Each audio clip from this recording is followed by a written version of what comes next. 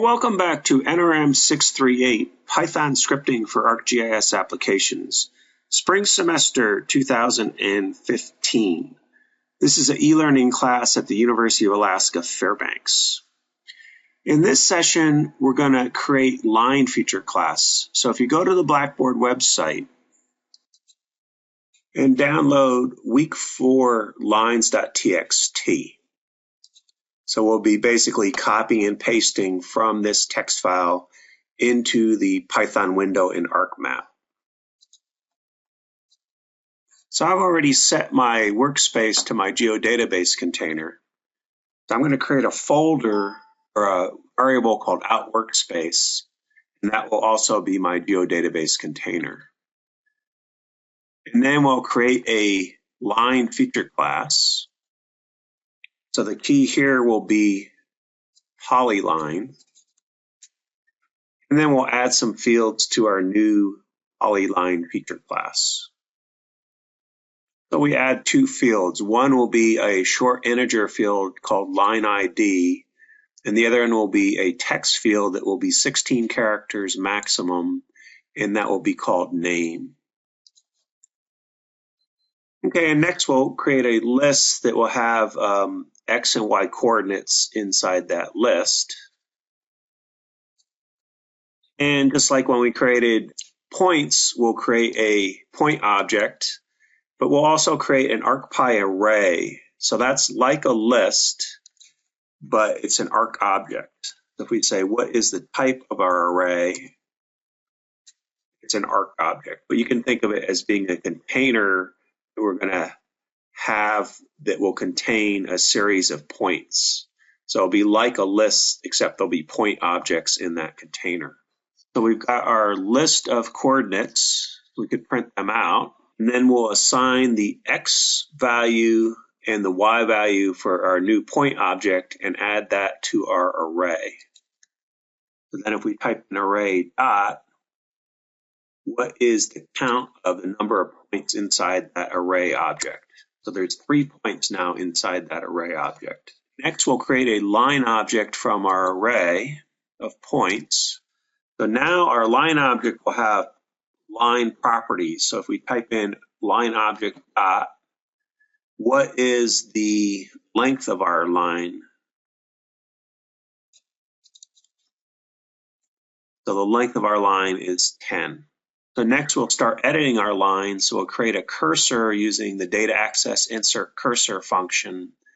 And we'll allow access to our shape properties, our line ID, and our name.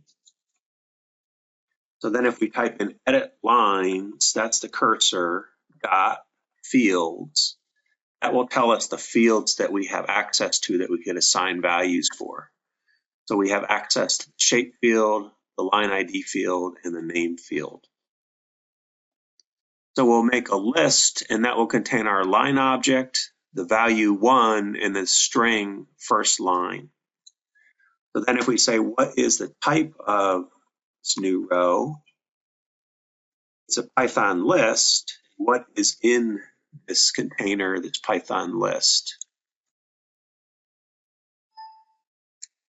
So that's what's inside this Python list, is the polyline object, the value 1, and then the string or text first line.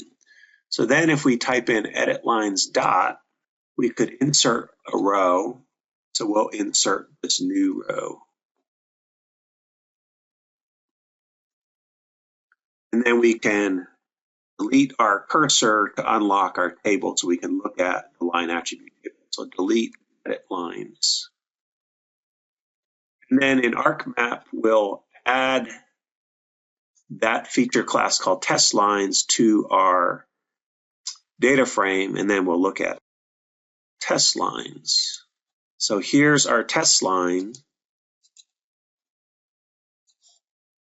There is one line that has a field name, the string first line, the ID is 1. Since we output to a geodatabase, this is an automatic field that's created by ArcGIS, and it's in fact a field that we cannot delete. So if you right mouse click on it, you can't delete that field. It's a preserved field, read only. but basically the length of this line is 10. And that's because when we created the line consists of 3 vertices. So going from 0, 0 in the x and y, going over 5x, 0y, that would be a length of 5, and then going up to 5, 5, so that would be another length of 5. So the total length of the line will be. Okay, so now we'll add a second line, except this time the second line will be a multi-part line. So we start editing our line once again by creating a insert cursor, and we make 2 lists. So our first list is a Python list called part 1 chords, and that contains these items. And then our second list is a Python list. It will contain these items. So from these 2 lists, we'll make 2 Arcpy array containers. And then we'll create Arcpy point objects and add them into these 2 array containers. So our first array container will be for the first part of the line. The second array container will be for the second part of our line. So this container will be for the first part of the line. So then we could say, well, what is the number of points inside this container? So that would be .count. So there are 2 point objects inside this container. And those 2 point objects would be from this list had the XY coordinates for those 2 point objects. And then we repeat it for our next array. We'll load that with 3 point objects. So then what is array 2 dot count? So there's 3 point objects in that array because those 3 point objects were generated from this Python list of XY coordinates. So then we'll make a second Arcpy array, which will consist of the 2 arrays containing point objects. And then we'll create a polyline object from our big array. So we create a line object from our big array. And then next, we could say, take that line object, and then is it multipart? It is multipart. And we could say line object dot part count, and it'll tell us how many parts that line object is composed of. So it has 2 parts. Then if we add together all the parts, we could get the length of that object. So the length of that line is 14. So we'll make a new list corresponding to what we want to output to our line attribute table.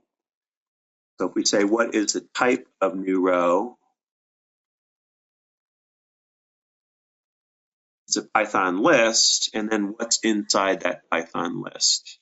So inside that Python list is a polyline object, value 2, and the text or string multipart line. So then we'll just output that new row to our line attribute table, and then delete our cursor to unlock the table so that we can look at it in ArcMap. EL, and then the cursor name.